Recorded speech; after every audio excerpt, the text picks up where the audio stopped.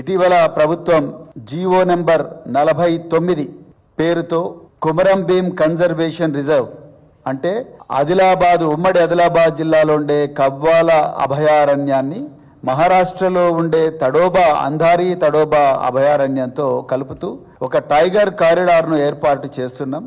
ఈ tiger corridor వల్ల చాలా మందికి కూడా ఉపాధి దొరుకుతుంది, చాలా మంచిగా అవుతుంది అని చెప్పేసి జీవో నెంబర్ 49 మరి వారు రేవంత్ రెడ్డి గారి ప్రభుత్వం రిలీజ్ చేసింది. ఇందులో చాలా తప్పులున్నాయి. మొట్టమొదటిది. రెండవది, రాజ్యాంగంలో ఉండే 5వ షెడ్యూలు, అదే విధంగా ఫారెస్ట్ రైట్స్ యాక్ట్ దాని ఉల్లంఘన, అదే విధంగా గిరిజన హక్కుల చట్టం ఏదైతుందో ఆ చట్టాల ఉల్లంఘన, ఇవన్నీ కూడా ఇందులో ఉన్నాయి. మరి ముఖ్యంగా రాజ్యాంగంలో ఉండే ఆర్టికల్ 14, ఆర్టికల్ 21 జీవించే హక్కు ఉల్లంఘన ఉంది. మళ్ళీ రిపీట్ చేస్తున్నాం, భారత రాష్ట్ర సమితి వన్యప్రాణుల సంరక్షణ కోసం పరితపించే పార్టీ. నిజానికి కేసీఆర్ గారి పాలనలో ఈ రాష్ట్రంలో మునుపెన్నడూ లేని విధంగా అటవీ ప్రాంతం పెరిగింది.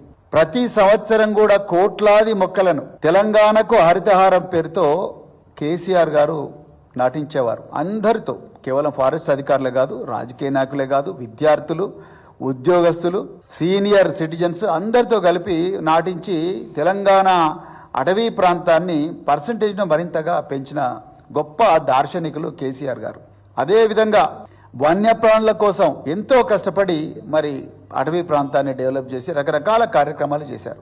అదేవిధంగా ఇటీవలనే తెలంగాణ రాష్ట్ర ప్రభుత్వం రేవంత్ రెడ్డి నాయకత్వంలో నడుస్తున్న ఈ కాంగ్రెస్ పార్టీ రాష్ట్ర ప్రభుత్వం నిర్లజ్జగా హైదరాబాదు సెంట్రల్ యూనివర్సిటీలో 100 ఎకరాల అటవీ భూమిని సుధావర్మన్ వర్సెస్ స్టేట్ ఆఫ్ తమిళనాడు ఈ సుప్రీంకోర్టు జడ్జిమెంట్ను యథేచ్ఛగా పట్టపగలే ఉల్లంఘించి వందలాది మంది పోలీసుల పహారాలో 100 బుల్డోజర్లతోని 100 ఎకరాల అటవీ ప్రాంతాన్ని నాశనం చేసి పదుల సంఖ్యలో జింకలు, నెమళ్ల సంహారానికి పూనుకుంటే ఆనాడు వీరోచిత పోరాటం చేసింది భారత రాష్ట్ర సమితి పార్టీ.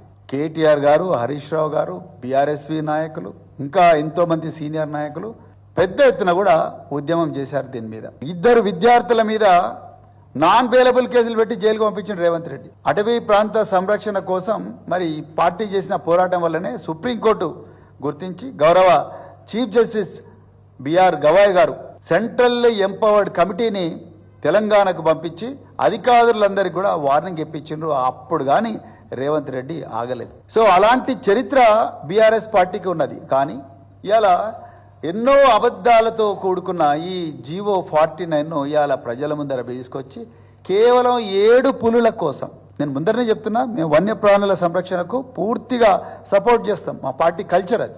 కానీ కేవలం 7 పులుల కోసం 7 లక్షల మంది గిరిజనులు నిరాశ్రులయ్యే పరిస్థితి ఇలా ఆసిఫాబాదు కొమరం జిల్లాలో, అదేవిధంగా నిర్మల్ జిల్లాలో, ఉమ్మడి ఆదిలాబాద్ జిల్లాలో నెలకొన్నది. ఇలా బిక్కు అనుకుంటూ గిరిజన గూడాలన్నీ కూడా బతుకుతూ ఉన్నాయి. వాళ్ళ ఊర్లలో నిద్ర లేని పరిస్థితి ఉన్నది, వాళ్ళ ఊర్లకు పోలేని పరిస్థితి ఉన్నది.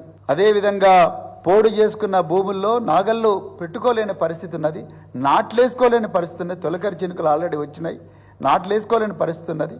వాళ్ళ నాగళ్ళు గుంజుకపోయి ఫారెస్ట్ అధికారులు అటవీ ప్రాంతాల్లో మరి ఫారెస్ట్ స్టేషన్లలో పెట్టుకుంటున్నారు, ట్రాక్టర్లు గుంజుకుంటా ఉన్నారు. ఈసారి పత్తి వేసుకోకపోతే ఆ పత్తి నుండి వచ్చే డబ్బులతోని బియ్యం గింజలు కూడా కొనుక్కోలేని పరిస్థితి ఇవాళ అటవీ ప్రాంతాల్లో దాపురించింది.